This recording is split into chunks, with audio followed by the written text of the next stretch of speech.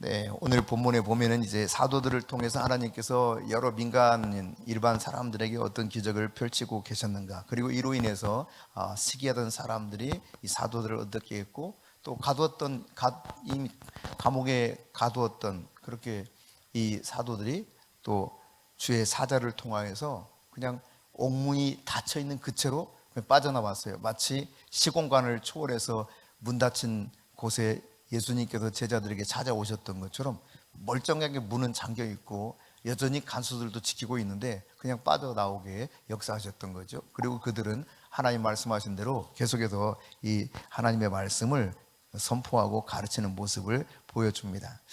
그런 가운데서 이제 이들이 어떻게 이렇게 담대하게 바뀔 수 있었는가를 우리가 생각해 볼 때, 여러분 본래 제자들이 이런 사람들 아니었지 않습니까? 우리가 잘 알다시피 예수님이 십자가에 못 박기 전부터 이미 뿔뿔이 다 도망쳤습니다.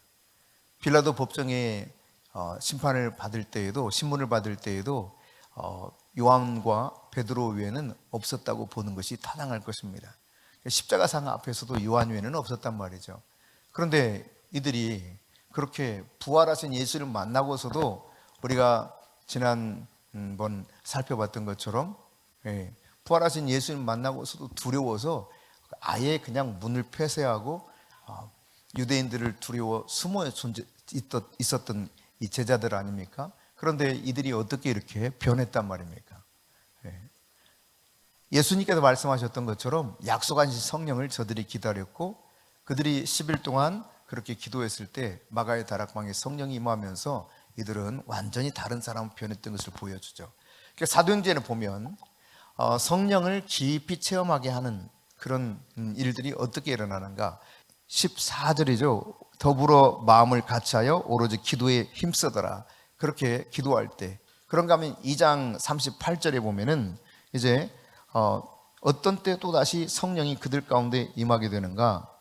예수 그리스도 그분 앞에서 철저하게 회개하는 거예요. 회개했을 때 성령께서 그들에게 새 성령을 선물로 받게 될 것을 선포했는데, 실제로 그들이 그렇게 변해서 주님 앞에 돌아오는 놀라운 역사가 있었죠. 그런가 하면 여러분 4장 24절 말씀 속에 보면은 이제 어떤 가운데서 또 성령께서 그들 가운데 함께하게 됩니까? 한 마음으로 저들이 하나님 앞에 소리 높여 기도할 때 성령님께서 함께한다는 사실을 보여주고 있어요. 그리고 이제 오늘 본문에 보니까, 오늘 본문 32절에 무엇을 말씀합니까? 이 32절 말씀에 보니까 성령이 어떤 사람들에게 주어진다는 겁니까? 하나님이 자기에게 순종하는 바로 그 사람들에게 성령을 주신다는 거예요. 그러니까 마음을 같이해서 더불어 기도할 때, 그리고 진실로 회개할 때 뿐만 아니라 한 마음으로 기도할 때 성령이 저들에게 임했었고, 오늘 본문에서는 하나님께 순종하는 자들에게 성령이 임한다라고 하는 사실을 기록하고 있습니다. 그러니까 여러분, 내가 말씀에 순종하지 못하면 성령을 제대로 체험할 수 없다는 이야기입니다. 마음은 성령을 깊이 있게 체험하고 싶은데 성령을 체험하지 못하는 아주 큰 이유, 더불어 올라가서 보면은 더불어 기도하지 못하고 회개하지 못하고 한 마음으로 기도하지 못해서도 있지만, 하나님 말씀에 순종하지 않았을 때 성령을 깊이 있게 체험할 수 없다는 이야기입니다. 결국 여러분, 성령을 체험하기 위해서는 순종이 앞선다는 것을 보여줍니다. 그러니까 내가 순종하지 못하는 것은 뭐예요? 하나님의 말씀보다 내 생각이 더 중요한 거예요. 하나님의 뜻보다 내 뜻이 더 앞서는 것입니다. 한마디로 말하면 자아가 그만큼 강하다는 이야기입니다. 내 자아가 아직 깨지질 않은 거예요. 자아가 깨져야만 순종할 수 있고, 자아가 깨져야만 그 순종한 사람들에게 하나님께서 성령을 부어주신다는 사실을 알 수 있습니다. 그러니까 순종하지 않고 사는 사람은, 다른 말로 표현하면 성령을 계속 거스르는 사람들이에요. 성령을 나는 계속 외면하고 거스르며 살래, 이렇게 하는 사람이 바로 순종을 터부시하는 사람들이죠. 그런데 이런 사람들이 누가 있었는가 보면, 이 문맥에서 보면 27절에 대제사장을 비롯해서 사내들인 공의원들이 바로 이런 사람들이었다는 거예요. 여러분, 이 대제사장을 비롯한 사내들은 공의원에 속해 있는 사람들을 보면 우선 여러분 17절에 사두개파 사람들이 나오죠. 사두개인들. 이들은 굉장히 정치적일 뿐만 아니라 또 성경에도 해박한 지식을 가지고 있었습니다. 그런가 하면 24절에 보면은 성전을 맡은 이런 사람들에 대해서 이야기하고 있어. 성전 맡은 자 그랬는데 이 성전 맡은 자가 어떤 사람이냐면 거기 3이라고 써 있죠. 거기 뭐라고 써 있습니까? 성전 경비대장 이렇게 써 있죠. 여러분 성경에도 그렇게 써 있는 거 맞죠? 네. 대답을 해야지.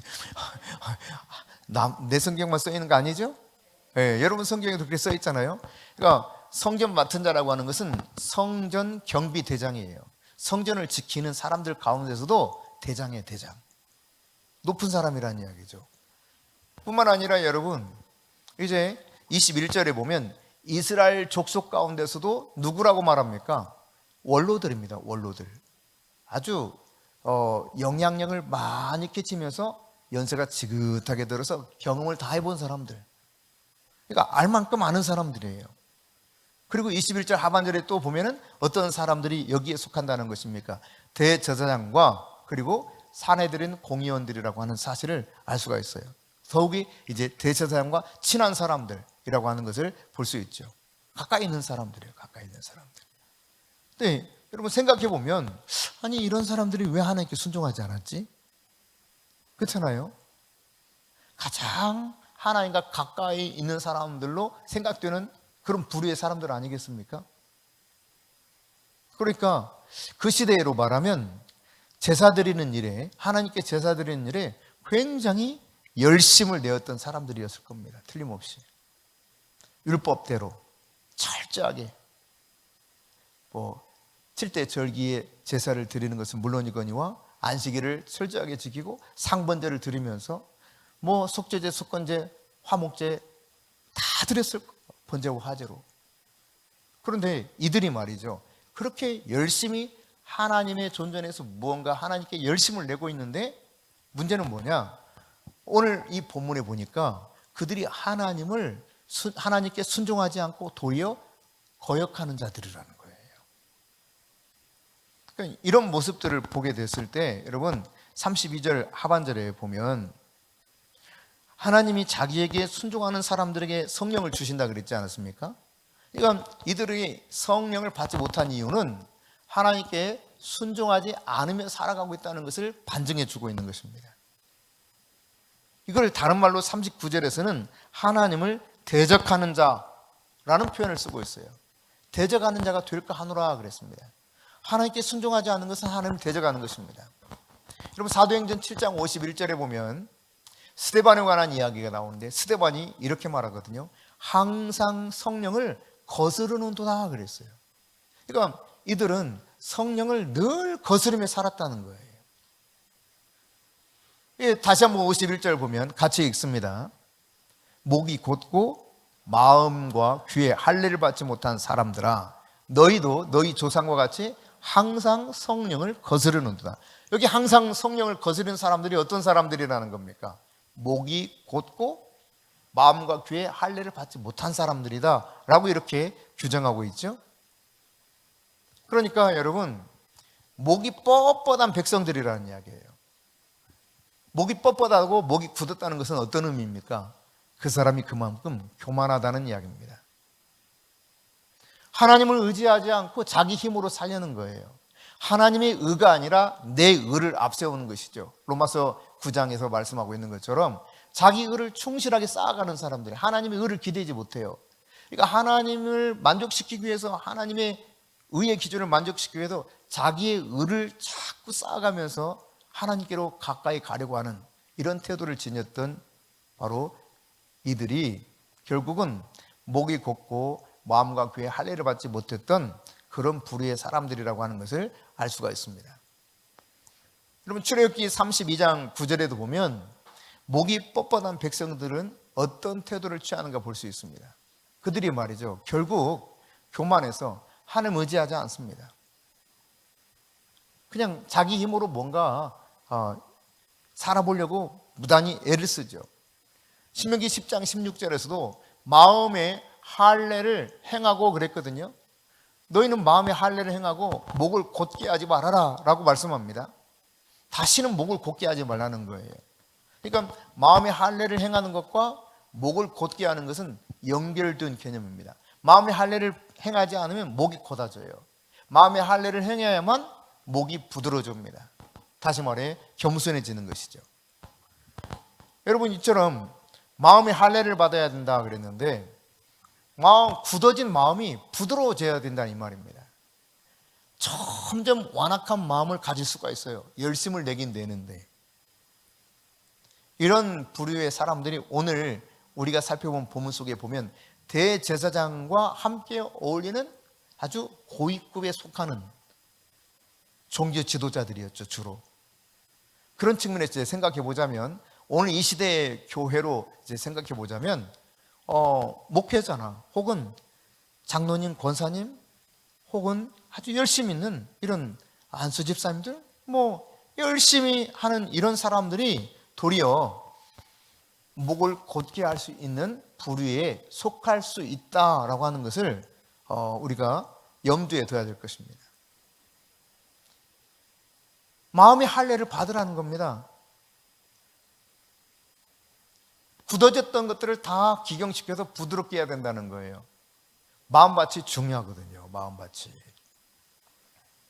이 마음밭이 어떠냐에 따라서 말씀이 우리에게 주어져도 그 말씀 안에 순종할 수 있는 여부들이 결정되는 거 아니겠습니까?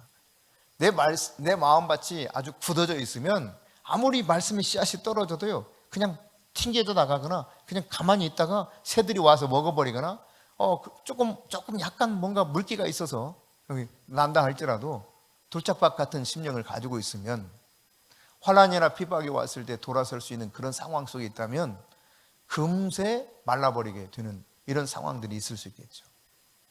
오늘 마음의 할례를 받아야 되고 다시는 그렇게 목을 곧게 하지 말라 그랬습니다. 여러분, 마음의 할례를 받아야 된다 이 말을 우리가 좀 오늘날 쉽게 이해하기 쉽게 바꿔서 표현하자면 이렇게 말할 수 있을 겁니다. 좀 깨져야 된다는 거죠. 깨져야 된다는 거예요. 상한 마음이 있어야 된다는 이야기입니다. 자아가 부서져야 돼요. 무너져 내려야 돼요. 내가 얼마나 무력한 존재인가를 알아야 됩니다. 내가 얼마나 더럽고 추한 존재인가를 깨달아야 됩니다. 자아가 깨지지 않은 사람은 실제로 보면 회개가 깊이 안 된 사람들입니다. 회개가 깊이 돼야만 자아가 깨지거든요. 깨지게 되면 자신도 모르게 마음이 부드러워져요. 완악한 마음이 어느 순간 사라집니다. 신기한 일이 일어나죠. 근데 내가 회개하면 이렇게 마음이 부드러워지는 수치고 성령이 내게 부어지지만 또 한편 성령이 내게 오셨을 때 내 자아가 깨지면서 마음이 부서질 수도 있습니다. 그러니까 성령 체험을 통해서 내 자아가 깨지는 경우도 있어요. 저희가 이제 담임 목사로 막 부임해가지고 사역을 하게 될 때, 이 교회가 이제 성결교회에서 몇몇 분들이 그냥 마음을 모아가지고 그 당시 120명이 나왔다고 하던데 120명이 으쌰으쌰 해가지고 그냥 부목사님 한 분 모시고 이게 소위 반란을 일으키듯 해서 나온 거예요. 우리끼리 교회 세울래 하고 그렇게 반대파들이 이렇게 나온 겁니다. 근데 이미 그 본래 교회에서 3번 정도 담임 목사님 이렇게 쫓아낸 경력이 있는 사람들이었다 그러더라고요. 나중에 들어보니까. 어쨌든 이 부목사님 모시고 와가지고 대학부를 그 당시 담당하던 목사님 모시고 와서 이분들이 개척을 했는데 이분의 성은 기억이 안 나네. 이름이 백일이야. 백일. 윤백일인가? 김백일인가? 김백일 목사님. 백일입니다. 백일. 아주 유능한 목사님이었다 그러더라고요. 근데 이분을 모시고 그분들이 막 의기양양해서 나와가지고 개척을 했어요. 근데 그렇게 한 다음에 딱 100일 만에 쫓아냈어. 그리고는 우스갯소리로 자기들이 그래요. 아이고 이름이 100일이라 그런지 100일 만에 가더라고요. 막 이래요. 비아냥거리면서. 얼마나 본인들이 목이 고든지를 모르는 것이죠. 부임해서 이제 부임 신방을 하게 될 때에 하여튼 뭐 희한한 말을 듣기도 했습니다. 예. 뭐 집에나 있지 뭐하러 나왔냐고 그랬던가. 정확하게 지금 그 워딩이 생각이 안 나는데 부임을 해서 왔기 때문에 부임 신방을 최 목사님을 같이 하게 되는데 아니 뭐하러 나왔대? 이러는 거예요. 뭐하러 나왔대? 그리고 이제 그 자동차를 딱 타고 신방을 하려고 하는데 딱 앞자리 내 옆에 앉으려고 그래요. 뒤로 가세요. 여기는 제 아내가 앉는 자리입니다. 뒤로 가세요. 아니 내가 여기 앞에 앉아야 여기저기 가라고 이렇게 가르쳐 드리는. 괜찮아요. 뒤로 가세요 해도 충분해요. 가세요. 여기는 제 아내 자리예요. 그거부터 시작됐어요. 어느 날 이제 식사 시간에 점심시간에 밥을 먹는데 우리 막내 유빈이가 그때 한 5살인가 그랬을 4살인가 5살인가 뭐가 이제 좀 마음이 불편한지 막 울었어요. 이제 최 목사님 가가지고 달랬는데 잘 안 됐어. 그래서 이제 내버려 두고 와가지고 식사를 계속 합니다. 조용히 다 식사를 하고 있는 큰 소리로 그 요주의 이 권사님이 아이고 쟤네 엄마는 누구길래 도대체 저 뭐라고 표현했더라 하여튼 뭐 왜 저렇게 내버려 둔대야? 뭐 이런 거예요. 다 듣게 큰 소리로. 그러니까 이게 주도권을 완전히 본인이 쥐고 있는 거죠. 교회 헤게모니를 이분이. 그런데 이제 그 주에 금요철야, 그 당시는 금요일 날 저녁 기도회를 했거든요. 그때 이제 최 목사님이 커피 한잔 하자고 미리 이렇게 오시라고 해가지고 목교실로 들어가가지고 문을 딱 걸어 잠그고 1대1로 이야기를 한 거예요.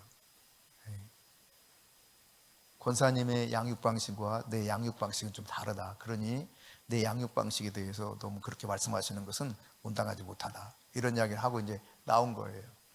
아주 그냥 기분이 언짢아가지고 알았다고 하면서 이제 이분이 나온 거죠. 그날 이제 말씀을 전하고 기도하는 시간입니다. 네. 근데 이제 최 목사님께서 그분이 불쌍한 마음이 들었대요. 그래서 이제 뒤에 가가지고 몸에 거리를 두고 손을 뻗어서 살짝 손을 뻗어서 거리를 두고 이렇게 기도해 드리는 거예요. 근데 기도할 때 성령이 임재하셔서 이분이 완전히 고꾸라지게 됐어요. 그리고 이분이 완전히 변하게 됐습니다. 그러더니 정말 잘못했다고 앞으로는 다시는 그러지 않겠다고 하면서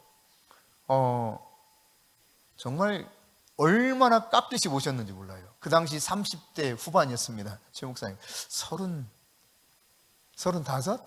30대 중반이었네. 35. 제가 39인가 40인가 그랬으니까 40이었나 보다. 35. 그분은 한 50대 중반. 아주 뭐 깍듯이 모셨어요. 깍듯이.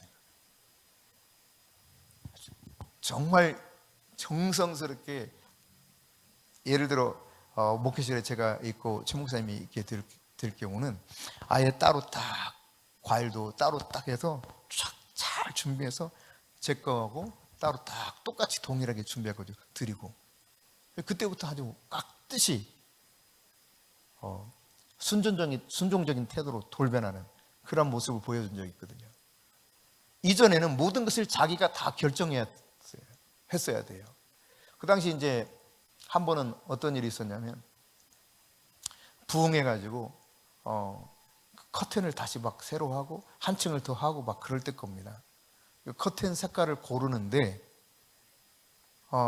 그 집사님 중에 한 분이 그런 거예요.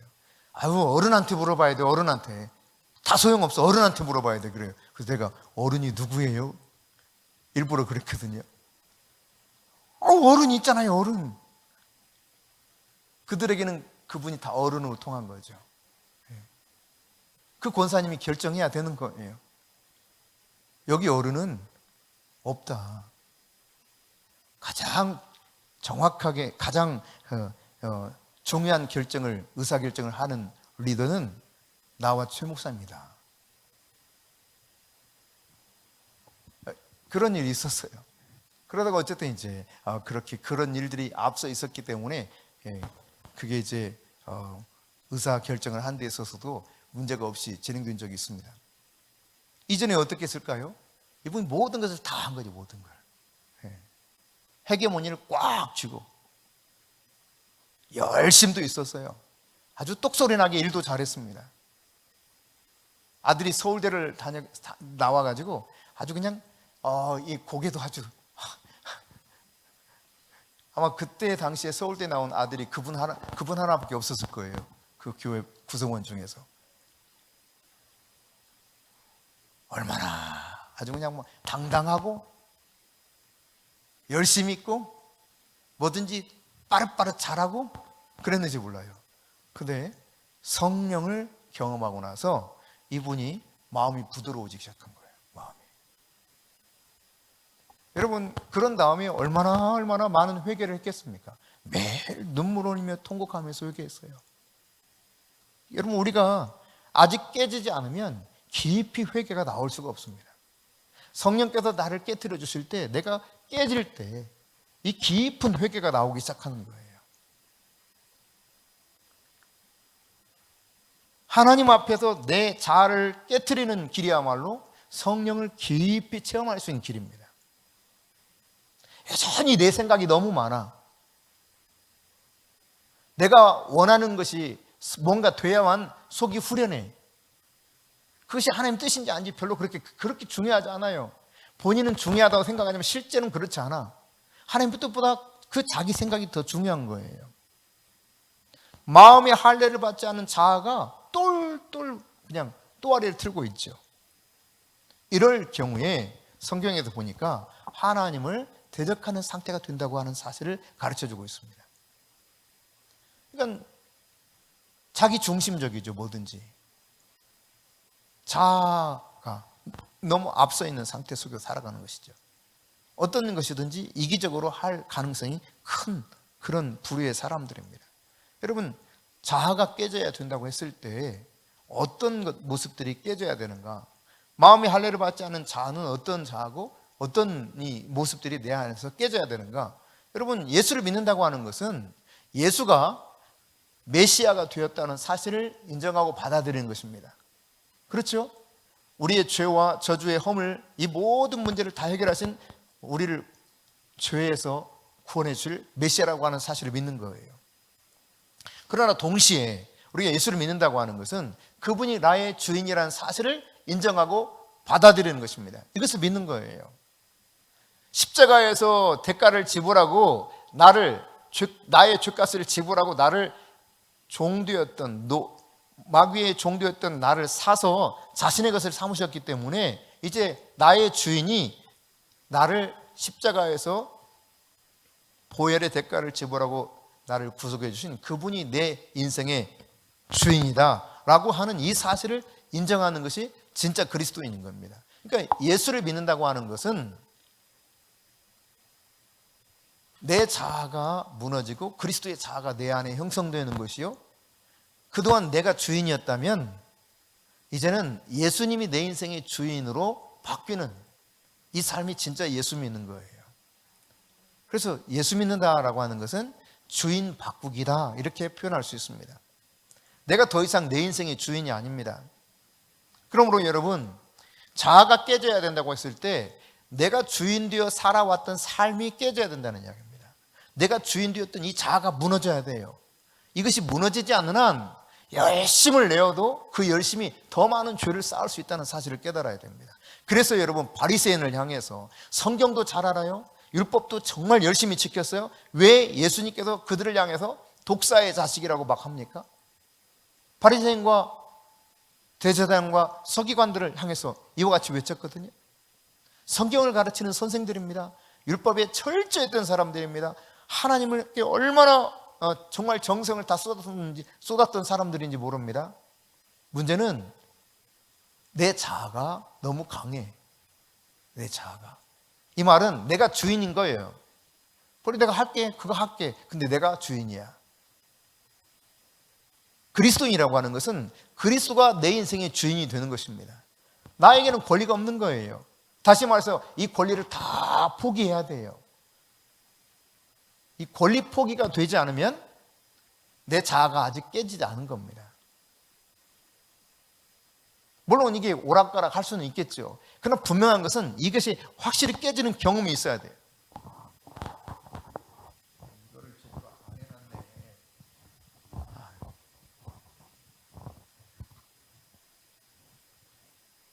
내 자아가 확실히 깨지는 경험이 있게 되면 내 인생에 대한 더 이상 권리를 주장하지 않습니다.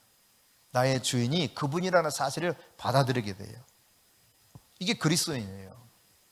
여러분, 이 생각 속에 내가 여전히 내 생각이 우선이었던 사람, 제자 가운데 한 사람이 누굽니까? 사실 베드로도 그런 사람이었고요. 도마도 그런 사람이었습니다. 제대로 성령을 깊이 체험하지 못했을 때는 여전히 자기가 자기의 인생을 결정하려고 했죠. 자기 생각이 우선이었습니다. 예수님이 십자가에서 죽으실 것과 다시 죽은 자 가운데서 하나님이 그를 사흘 만에 다시 살리실 것을 선포하신 적이 있습니다.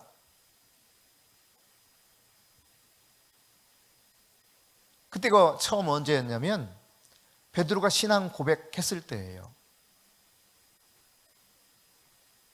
베드로가 예수님이 묻는 질문에 예수님이 이렇게 묻잖아요. 사람들이 나를 뭐라 하더냐 그러니까 사람들이 뭐 엘리야다 한다, 선지자 중에 하나 한다, 뭐 이렇게 저렇게 말한다 그래요. 그래, 알았다. 근데 너희들은 나를 뭐라고 생각해? 물었을 때 우리 잘 아는 대답 아닙니까? 주는 그리스도시요 살아계신 하나님의 아들이시니다. 이 엄청난 고백을 했습니다. 근데 여러분, 곧이어서 십자가 앞에 죽을 이 일에 대해서 예수님이 말씀하시거든요. 그때 여러분, 성경은 뭐라고 말하냐? 베드로가 가나요 혹은 항변하여, 이렇게 예전 성경은 가나요, 이제 개역 개정에는 항변하여 이렇게 표현했는데 꾸짖다라는 말입니다. 꾸짖다. 그러니까 한판 대판 붙어버린 거예요. 예수님하고 대판 붙어가지고 막 혼내면서, 예수님 혼내면서 싸운 거예요. 예수님 그따위로 말하면 안 된단 말이에요. 이런 거 그냥 쉽게 말해서 우리가 이해하기 쉽게, 거기 예수님은 아주 단단히 꾸짖었다는 이야기입니다. 베드로가 나이가 좀 더 많거든요. 그래서 그랬는지 모르겠는데 그냥 갖다 그냥 막 예수님 꾸짖어 버린 거예요. 절대로 그렇게 해서는 안 된다, 이런 겁니다. 그때 여러분, 예수님 뭐라고 말씀하셨어요? 사탄아, 물러가라. 너는 나를 넘어지게 하는 자로다. 네가 하나님의 일을 생각하지 않냐고 사람의 일을 생각하는도다. 여러분, 그럴싸합니다. 베드로 말이 맞는 것 같습니다. 얼핏 듣기에는. 그리고 베드로가 예수를 위하는 것처럼 보입니다. 근데 그것은 자기 생각이었어요. 자기 생각이 하나님 생각보다 더 앞서 있는 거예요. 내 뜻이 더 앞서 있는 것입니다. 자아가 깨지지 못하고 내가 주인 되어 살아가게 되면은 말씀과 계속 부딪힐 수밖에 없게 돼요. 여러분, 도마도 내가 손가락을 직접 집어넣어서 창자고 확인하지 않는 한 믿지 못하겠다고 하는 것은 무엇입니까? 그냥 믿으면 될 텐데 아직 내 생각, 내 이성, 이거를 뛰어넘어서 말씀을 그대로 받아들일 수 없는 상태 아니겠어요? 내 자아가 그만큼 강하다는 이야기입니다. 그런데 이 자아가 깨지도록 도우시죠. 주님께서 동마에게 만져봐라 그래요. 손가락 집어넣어봐라. 정말 우리가 원하면 주님이 우리를 도우십니다. 내가 정말 자아가 깨지기 원하고 내 인생이 변화되기를 원해서 진실로 내가 무너져 내리고 예수 그리스도가 내 안에서 살기를 원하면, 갈라디아서 2장 20절에 표현하는 것처럼 이제 내가 사는 것은 내가 사는 것이 아니라 하나님이 그 아들 예수 그리스도를 살리셨다고 하는 사실을 믿는, 그리스도를 믿는 믿음 안에서 사는 이 상태가 되기 전에는 계속 내가 이게 거부하거든요. 근데 주님이 도우셔서 변하게 되면 이제 확실한 변화가 일어나게 되죠. 내가 주인 되어 살아왔던 이 모든 것들을 여러분이 철저하게 깨져야 된다는 사실을 기억하십시오. 이게 깨지지 않으면 하나님을 거스르게 되어 있어요.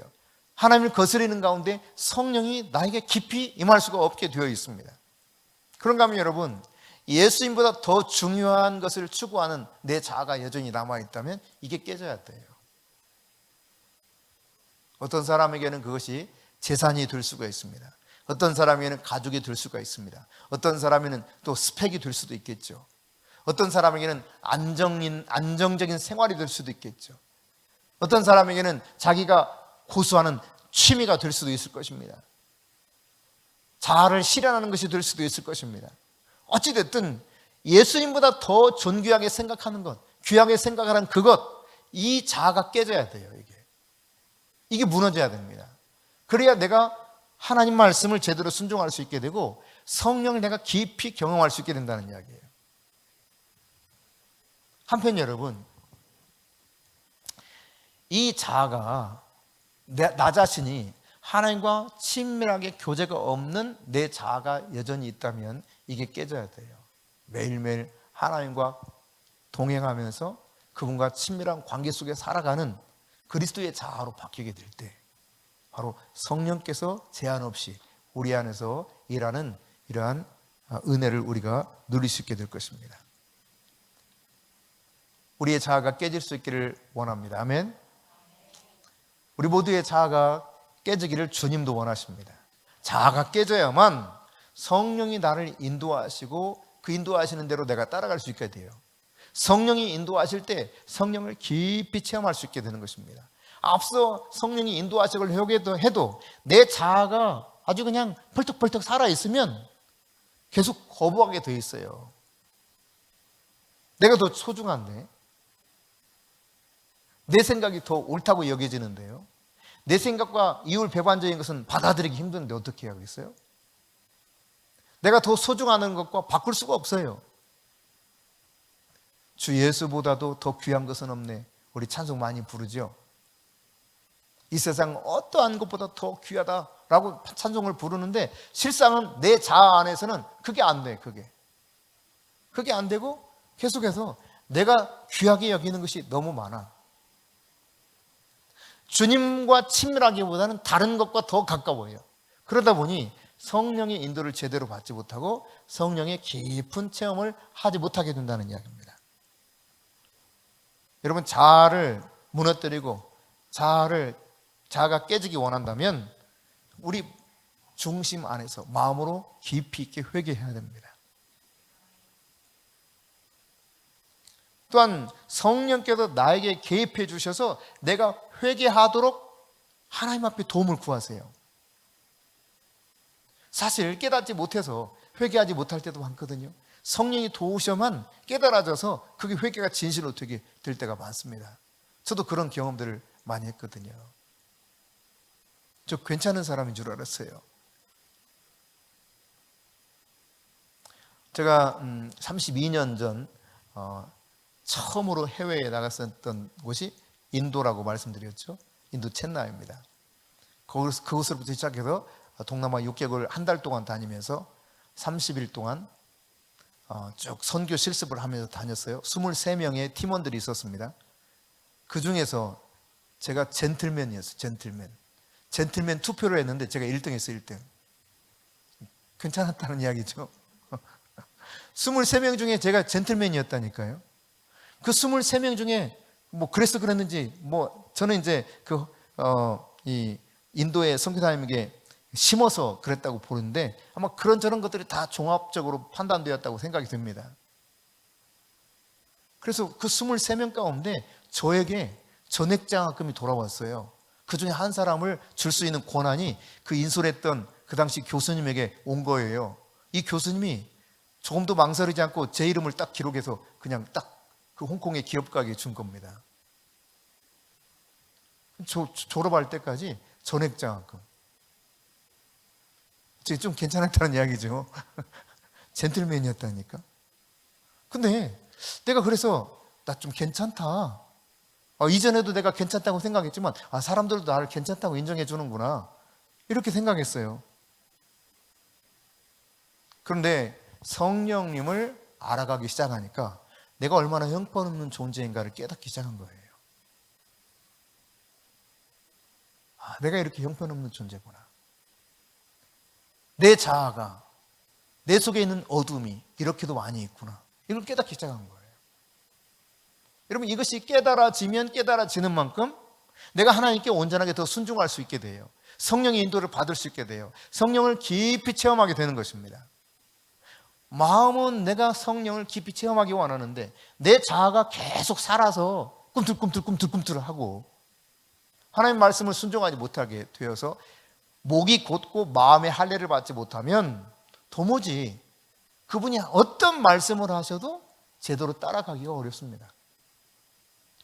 그 말씀에 순종할 수가 없다는 이야기입니다. 자아가 깨져야 됩니다. 자아가. 진실로 회개해야 됩니다. 성령이 나에게 개입하셔서라도 내 인생의 회개가 일어나도록 하나님 앞에 간절한 마음을 가지고 나가야 돼요. 거슬러 올라가서 어느 날 제가 성령님을 조금씩 알아가고 있을 텐데 그때 이제 대학 때입니다. 대학 때 고재봉 씨의 이 우리나라 최초의 토막살인 사건을 내었던 살인자죠. 그 사람이 아주 그냥 도끼를 품고 감옥에서도 아주 유명했대요. 간수들이 쉽게 이 사람을 대하지 못했다고 하더라고요. 너무 도끼어리여가지고. 근데 어느 날 복음을 받아들이기 시작한 거예요. 예수를 믿고 완전히 변화가 일어났어요. 그리고 이 사람이 교도소장한테 부탁을 합니다. 내가 앞으로 사형당할 날이 딱 한 달밖에 남지 않았는데 한 가지 소원이 있다. 이것만 좀 들어줘라. 뭔데? 어차피 죽을 난데 죽기 전까지 여기 이 내 독방에만 갇혀서 있도록 하지 마시고 나에게 조금 자유를 주셔서 여기에 감옥에 갇혀있는 죄수들에게 내가 만난 예수님의 복음을 전할 수 있도록 해줬으면 좋겠다 해가지고 교도소장에게 허락을 받아가지고요, 이 죽기 한 달 전 계속 복음을 전합니다. 어쨌든 정해진 그 사형 날짜가 있기 때문에 사형 현장에서 교수형에 처해지는 그 순간 마지막으로 한마디 죄수에게 할 수 있는 요구, 무슨 말을 하고 싶니? 이걸 문 절차가 있다 그래요. 물었대요. 그랬더니 그 당시 찬송가, 아마 지금은 찬송가 바뀌어서 제가 잘 모르겠어요. 그 당시 545장 하늘 가는 밝은 길이, 이 찬양을 3절이 있는데 3절까지 다 부르면 나를 죽여달라고. 그런데요, 보통 사형수들은 이 사형 날짜가 다가오면 다가올수록 특히 교수대 앞에 가게 되면요, 실제로 똥과 오줌을 질질 싼답니다. 여러분 혹시 아마 연세가 있으신 분들은 그런 모습 보셨을지 모르겠는데 돼지를 키워가지고 돼지 장사에게 돼지를 팔아요. 그때 이제 막 저울에 달아가지고 이렇게 팔지 않습니까? 가만히 집어넣어가지고. 보신 분이 계세요? 아이고, 그런 것도 못 보셨구나. 옛날에 그렇게 했어요. 이 가마니 속에 이 돼지를 집어넣어가지고 이렇게 저울 이렇게 콱 빼서 이렇게 들어서 재는 거예요. 몇 근인가, 몇 킬로그램인가. 근데 이 돼지가요, 그 잡히는 순간까지 얼마나 힘을 쓰는지 모릅니다. 여러 사람이 달려들어가지고 막 겨우겨우 해서 다리 묶고 해야 이놈을 어떻게 할 수가 있어요. 근데 얘도 벌써 알아요. 이 사람들이 오기 전부터 압니다. 신기하죠. 얘네들이, 그러니까 장사꾼들이 이 돼지를 사러 오기 전부터 돼지도 알아요. 그래서 그때부터 막 얼마나 부르짖는지 몰라. 막 꿀꿀꿀꿀 정신없어요. 막 빙빙빙빙 돌면서 똥을 싸면서 막 난립니다. 붙들려서 하는 때도 마찬가지죠. 그런데 여러분, 죄수들이 사형장에 갈 때도 그렇다고 하더라고요. 별 사람이 다 있대요. 거의 대부분. 그런데 막 똥오줌을 질질 싼다 그러더라고요. 근데 이 사람은 편안하게 가는 거예요. 형장 앞에 갈 때까지. 그리고 그 앞에서 요구한 그 찬송을 부르고 아주 편안한 모습으로서 가기 전에 나처럼 당신들도 예수 믿고 천국 가기 원한다 한마디 하고 죽었어요. 이 이제 수기를 읽는데 제가 그 수기를 꼼짝없이 책상에 앉아서 다 읽었습니다. 책을 한꺼번에 쭉 읽어서 그냥 그 자리에 앉아가지고 뗀 경우가 별로 없었는데 그 책은 그냥 처음부터 끝까지 완전히 사로잡혀서 이렇게 읽게 된 거예요. 그런 다음에 놀랍게도 내 눈앞에 이상한 것들이 막 보이기 시작한 거죠. 내가 어렸을 때부터 조그마한 죄라도 범했던 거 있으면 애들이 개구짖기 하면서 이게 하는 이 잘못들이 있거든요. 그런 거 하나하나도 다 막 스크린처럼 지나가는 거예요. 생각지도 못했던 것들이 화면에 딱 떠요. 그냥 스크린으로. 정신없이 울면서 회개하고 그럼 딱 어느 정도 회개하면 착 지나가. 다음 장면이 또 나타나. 착 지나가. 다음 장면이 또 나타나. 계속 울면서 한동안 그렇게 회개했던 적이 있습니다. 어떻게 여러분 마음이 굳어진 상태 속에 있을 수 있겠어요? 목이 여전히 고다질 수 있겠습니까? 마음이 바뀌고 아무래도 주님의 그 존귀하심 앞에서 두려운 마음이 들기 시작하죠. 부드러운 마음을 갖게 되죠. 목이 뻣뻣했던 삶이 바뀌게 될 수밖에 없는 것이죠. 여러분, 그런데 우리의 그 부끄러움이 드러나게 될 때에 여러분 시편 51편에서도 보는 바처럼 자 51편 1절부터 5절 먼저 한번 읽어봅시다. 자, 같이 읽습니다. 하나님이여 주의 인자를 따라 내게 은혜를 베푸시며 주의 많은 긍휼을 따라 내 죄악을 지워주소서. 나의 죄악을 맑게 씻으시며 나의 죄를 깨끗이 제하소서. 무릇 나는 내 죄가를 아오니 내 죄가 항상 내 앞에 있나이다. 내가 주께만 범죄하여 주의 목전에 악을 행하였사오니 주께서 말씀하실 때 의로우시다 하고 주께서 심판하실 때 순전하시다 하리이다. 내가 죄악 중에 출생하였으며 어머니가 죄 중에서 나를 잉태하였나이다. 이 고백은요, 다윗이 나단 선지자가 와가지고 다윗의 죄를 지적한 다음에 했던 고백입니다. 그러니까 사람들 앞에 낱낱이 자기 죄를 다 드러내는 거예요. 여러분 이거 쉬운 일 아니거든요. 너무 창피하고 막 얼굴이 뜨뜻하고 막 정말 어쩔 줄 모르는 그런 상황입니다. 그런데 이걸 다 자백해요. 왕의 신분을 가진 다윗이 신하들 앞에서 그 부끄러운 모습을 다 인정합니다. 그런데 그 다음 17절입니다. 17절 시작. 하나님께서 구하시는 제사는 상한 심령이라. 하나님이여 상하고 통회하는 마음을 주께서 멸시하지 아니하시리이다. 그러니까 주님이 진짜 원하는 제사는 뭐냐? 상한 마음이래요. 상한 마음. 상하고 통회하는 마음이야말로 하나님께서 기다리는 제사예요. 그러니까 우리의 부끄러움이 드러나는 것, 우리의 허물이 들춰지는 것, 이것이 비록 힘들고 어려울지 모르지만 이 나의 허물이 드러나고 내가 그 허물에 대해서 인정하면서 정말 자복하고 정말 너무너무 부끄러워서 어디 그냥 구석이라도 처박히고 있을 만큼 그런 이 모든 것들을 내가 그렇게 드러내고 인정하게 될 때 상하고 통회하는 마음을 가질 때 하나님은 이것을 더 귀하게 여기신다는 거예요. 그 어떠한 제사보다. 진짜 원하는 제사는 이거는 이게 바로 마음의 할례를 받는 거예요. 마음이 부드러워져야 되만 이 죄를 인정하고 죄를 자박게 하게 됩니다. 내가 더 귀하게 되면 하나님 말씀 앞에서 바른 반응을 보일 수가 없습니다. 내가 더 귀하다고 생각하기 때문에 나를 자꾸 포장하고 감추게 되어 있는 것이죠. 김용희 선교사님이 진행하는 복음학교라고 있어요. 우리 최보람 집사님 다녀온 적이 있던가요? 그랬구나. 우리 교회에서 내가 몇 명 보냈는데 한두 명. 이 복음학교에 가게 되면은 복음의 내용을 쭉 들려주면서 나중에 이제 마지막 날 밤인가 그래요. 그러니까 마지막 그 밤에 이제 막 죄에 대해서 자백하게 만들어요.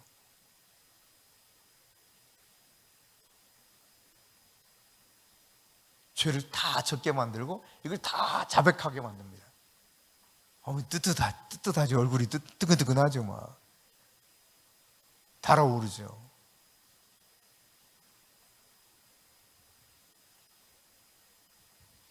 근데 진짜 주님이 원하는 건 그렇게 하나님 앞에서 죄를 그냥 어물쩡 넘어가면서 회개한 것처럼 생각한 것이 아니, 진실로 내가 마음 깊은 곳으로부터 변화를 받아야 되는 거예요.